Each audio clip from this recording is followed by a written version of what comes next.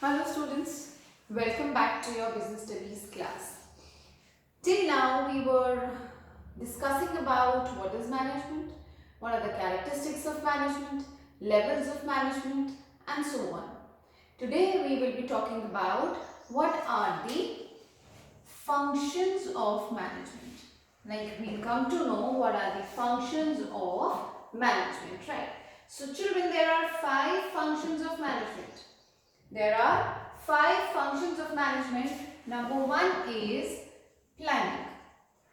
I will talk turn by turn. Firstly, I want to talk to you about planning. So what comes to your mind the moment you listen to this word planning? Plan, which means you have to decide in advance. Plan मतलब plan हम काम होने से पहले करते हैं. तो planning का मतलब क्या हो गया? पहले से ही डिसाइड करना, पहले से ही सोच के रखना. तो पहले से डिसाइड करने को हम क्या लिखेंगे? We are going to write it as deciding. पहले करना is deciding in advance. अब हमें एडवांस में डिसाइड करना क्या है कि हमें what to do, कि हमें क्या करना है, how to do, कैसे करना है, when to do, कब करना है, when to do, कब करना है, by whom it will be, by whom it will be done, और ये काम कौन करेगा. तो ऐसे सभी सवालों के जवाब हमें किसमें मिल जाते हैं? First function of management which is known as planning. Alright, so planning bridges up the gap. Gap भरता है. किसका गैप भरता है? Bridges up the gap from where we start, the place where we stand and where we have to reach. जैसे कि हम ए पे खड़े हैं और हमें पहुंचना बी तक है. तो बी तक पहुंचने के लिए क्या क्या करना पड़ेगा? प्लानिंग कहलाएगा. ये सब डिसाइड करना कि क्या क्या करना पड़ेगा, कैसे पहुंचा जाएगा, ये प्लानिंग कहलाएगा. So it is deciding in advance that what to do, how to do, when to do and by whom it will be done. Right? So it bridges up the gap from where we start and where we have to reach. Okay, so this is all about planning. हमको पहले से ही manager पहले से ही plan करके रखता है कि मुझे क्या काम करना है, कब करना है, कैसे करना है और कौन कौन इस काम में इन्वॉल्व होने वाला है. Right? Then second we move on to the second function of management is organizing. Now what comes to your mind after listening to this word organizing? Organize मतलब सब चीज तरीके से करना. ठीक है, अब हमने प्लानिंग में तो डिसाइड कर लिया, पहले थिंकिंग इन एडवांस कर लिया, सोच लिया पहले से कि हमें क्या करना है.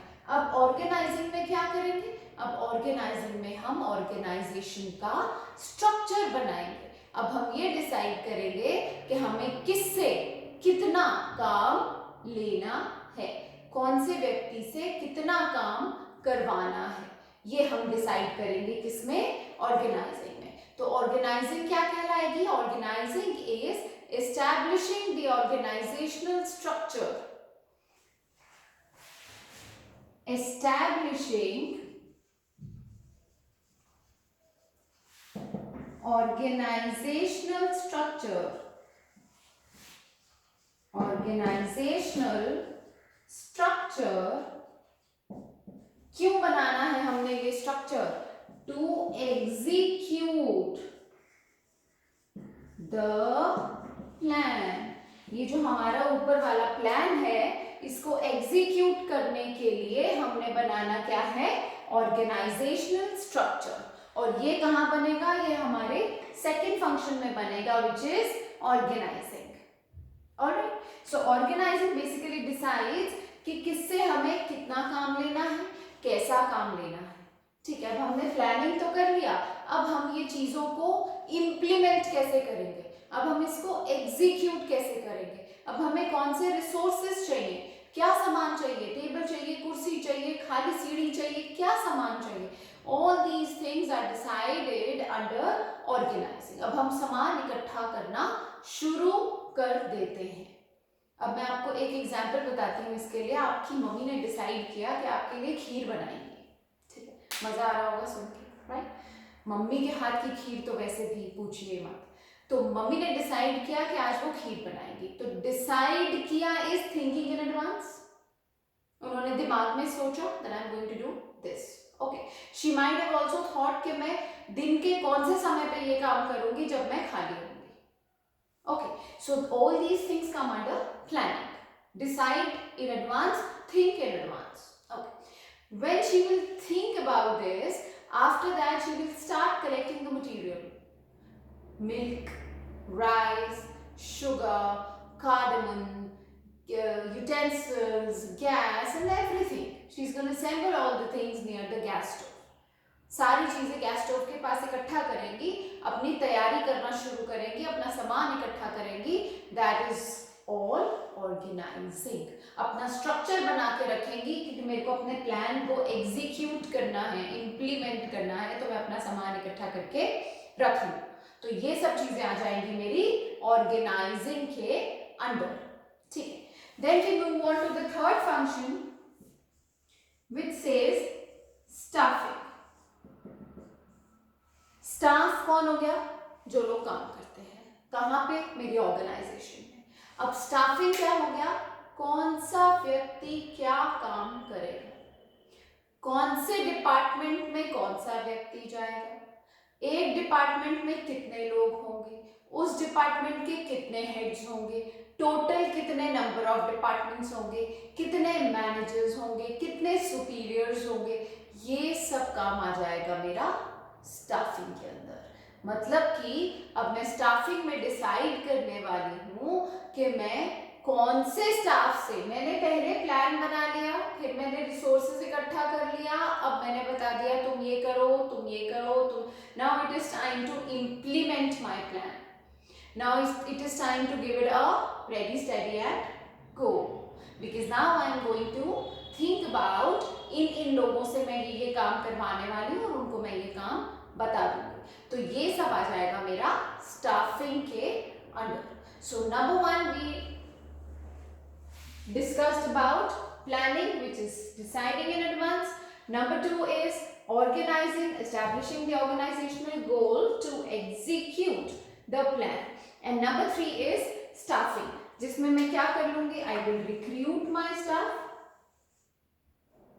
Recruiting, selecting. पहले मैं अपना स्टाफ फाइंड आउट करूंगी मुझे किसको नौकरी पे रखना है, फिर सिलेक्ट करना अकॉर्डिंग टू माय वर्क कि ये काम ज्यादा अच्छा कौन कर पाएगा, फिर उनको अपॉइंट करना, फिर उनको काम बताना, फिर ये देखना कि क्या वो काम सही कर रहे हैं, अपॉइंटिंग. ठीक है. Then giving them the work, assigning the work assignment. All these things come under staffing. क्योंकि अब मैंने एग्जीक्यूट कर लिया प्लान, अब मैंने ऑर्गेनाइजेशनल स्ट्रक्चर बना लिया, अब मैंने सोच लिया कि मेरी कंपनी ए है और उसके अंडर मेरे बी, सी और डी 3 डिपार्टमेंट होंगे और उन डिपार्टमेंट्स के अंदर मैनेजर 1, 2, 3 होगा, मैनेजर 4, 5, 6 होगा, मैनेजर 9 और 10 होगा. बाकी के जो मेरे मैनेजर्स हैं वो सुपीरियर्स का काम करेंगे. ऑल दीज थिंग्स, बाकी के जो लोग हैं कंपनी के सुपीरियर का काम करेंगे. All these things are to be decided in organising. ये स्ट्रक्चर बनाया जाता है ऑर्गेनाइजिंग में. और अब इन लोगों को रिक्रूट करना, नौकरी पे रखना according to the situations, according to your requirement को हम बोल देंगे स्टाफिंग. समझ आ गया यहाँ तक आप लोगों को? Now next we move on to the fourth function of management. हमने पढ़ लिया प्लानिंग, हमने पढ़ लिया organising, then we came to know about staffing. Number 4, we are going to talk about directing. अब बच्चों डायरेक्टिंग का क्या मतलब आ गया? अब आपके दिमाग में क्या आ रहा है डायरेक्टिंग से? Giving the directions. आप लोगों के पास, सबके पास स्मार्टफोन होते हैं, स्मार्टफोन में जीपीएस होता है, जीपीएस में हम जगह का नाम डाल देते हैं, लोकेशन का नाम, where we want to go, right. अब वो हमारा जीपीएस ऑटोमेटिकली हमें डायरेक्शंस बताता रहता है, take right, now take a turn, now take the third exit, now go straight, you know what are these? These are the directions which is given by GPS, who is already trained to tell you, right? Similarly, in a company, manager gives the directions to the employees. So these directions are given by the manager in a lieu to complete the objective of the business. ये दिमाग में रख के directions दी जाती हैं कि हमारी company का ऑब्जेक्टिव पूरा किया जाएगा, ठीक।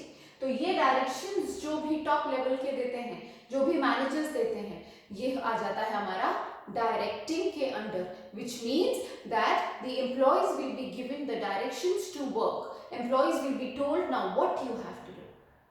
Okay, हमने प्लान कर लिया, थिंकिंग इन एडवांस कर लिया, हमने ऑर्गेनाइजेशनल स्ट्रक्चर बना लिया, हमें कितने लोग चाहिए, कैसा काम किया जाएगा, हमने स्टाफिंग कर लिया जिसमें हमने रिक्रूट कर लिया स्टाफ को, उनको अपना काम बता दिया, स्टाफ में लड़ाई ना हो, ये सब देखते रहेंगे हम साथ साथ, राइट। अब हमें क्या करनी है? डायरेक्टिंग। डायरेक्टिंग में हम क्या करने वाले हैं? डायरेक्टिंग में हम सबको डायरेक्शंस देने वाले हैं, काम करने वाले लोगों को, कि आपको अब ये काम करना कैसे है। How are you going to pursue your work? How are you going to initiate your work? How are you going to give movement to your work? What are the things you have to keep in mind? What are the things you have to avoid? All these things are the directions given by manager.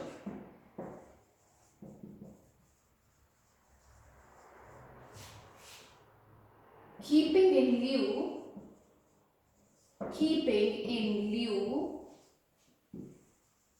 the goal of organization. दिमाग में ये रखते हुए कि मुझे कौन सा गोल complete कराना है, जिसके लिए मैं डायरेक्शंस दूंगा अपने एम्प्लॉइज को, जिन डायरेक्शंस को फॉलो करके वो अपना काम कंप्लीट करेंगे। And the last function is controlling.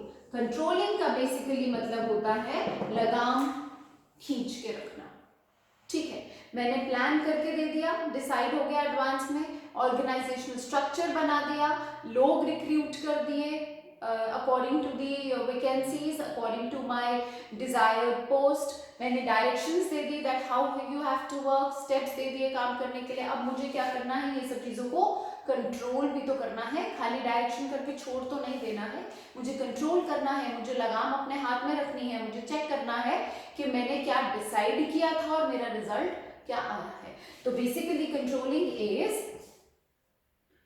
Actual performance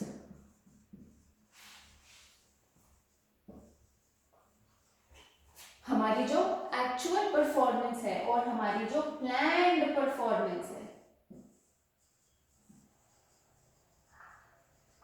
in दोनों के बीच का अंतर कितना है, इन दोनों को कंपेयर करने के प्रोसेस को बोलते हैं controlling. So basically it is comparing the actual performance with the planned performance. Plan performance हमारी कहाँ आई थी? जब हमने प्लानिंग शुरू करी थी, वहां हमने डिसाइड किया था कि मेरा गोल क्या है। मैंने आपको बताया था पॉइंट ए है और आपको बी तक जाना है, तो how are you going to go, right. तो आपने यहाँ डिसाइड क्या कर लिया था कि मुझे कहाँ जाना है? बी तक जाना है, ठीक है। तो आपका ये बी क्या बन गया? आपका ये बी बन गया प्लान परफॉर्मेंस। और आप ए से कितना चल पाए बी तक, बी पे ही पहुंच गए या यहाँ पहुंचे या यहाँ पहुंचे या बिल्कुल क्लोज पहुंचे या सिर्फ यहीं तक पहुंचे हो, ये हो जाएगी आपकी एक्चुअल परफॉर्मेंस। तो कहाँ पे डिविएशन रही, कितनी डिविएशन रही, क्यों अंतर रहा, क्यों आप अपने गोल तक नहीं पहुंच पाए, या आप अपने गोल तक पहुंच गए तो बहुत बढ़िया है, कैसे पहुंच गए और अच्छा कैसे कर सकते हैं, ये सारी बातें हम लोग कंट्रोलिंग में करते हैं। तो controlling is basically comparing the actual performance with the planned performance. समझ आ गया आप सबको? अब जल्दी से एक बार इन सब का रिवीजन आप देख लीजिए कि ये सब चीज़ें क्या क्या हैं, बिकॉज आपके बिजनेस स्टडीज का एसेंस है ये चीज़ें। कैसे है कि आपकी जो पूरी बुक है पार्ट 1 इज एक चैप्टर प्लानिंग है, एक चैप्टर ऑर्गेनाइजिंग है, एक चैप्टर स्टाफिंग है, एक चैप्टर डायरेक्टिंग है, एक चैप्टर कंट्रोलिंग है। तो इसीलिए आपको इसका बेस पता होना बहुत ज़रूरी है कि ये वर्ड्स हैं क्या, तभी तो हम इनकी डेप्थ में जा पाएंगे आगे। ठीक है, तो हमने पहला पढ़ा प्लानिंग, जिसमें हमने क्या बोला, थिंकिंग इन एडवांस या डिसाइडिंग इन एडवांस। हमने पहले से ही डिसाइड कर लिया that what am I going to do, right. And organising में we have made the organisational structure to execute the plan. अपने प्लान को एग्जीक्यूट करने के लिए मैंने स्ट्रक्चर बना लिया। स्टाफिंग में मैंने क्या किया, रिक्रूट किया, सिलेक्ट किया, अपॉइंट किया, वर्क असाइन किया, assign work and so on. ठीक है, फिर मैंने फोर्थ फंक्शन क्या किया, डायरेक्टिंग किया, जिसके अंदर मैंने डायरेक्शंस दिया कि कैसे काम को किया जाएगा, which steps are to be followed and which steps are to be avoided. And number 5 मैंने करवाया कंट्रोलिंग, जिसमें हमने क्या किया, कंपेयर किसको, एक्चुअल परफॉर्मेंस, जो हमारी कंपनी की एक्चुअल परफॉर्मेंस है या कैंडिडेट की एक्चुअल परफॉर्मेंस है या डिपार्टमेंट की एक्चुअल परफॉर्मेंस है, विद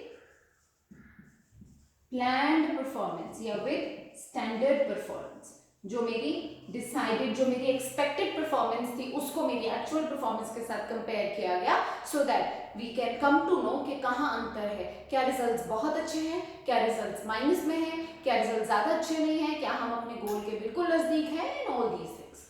ठीक है, तो ये 5 चीज़ें, ये 5 फंक्शंस बहुत ही इंपॉर्टेंट है आप लोगों के लिए जानने।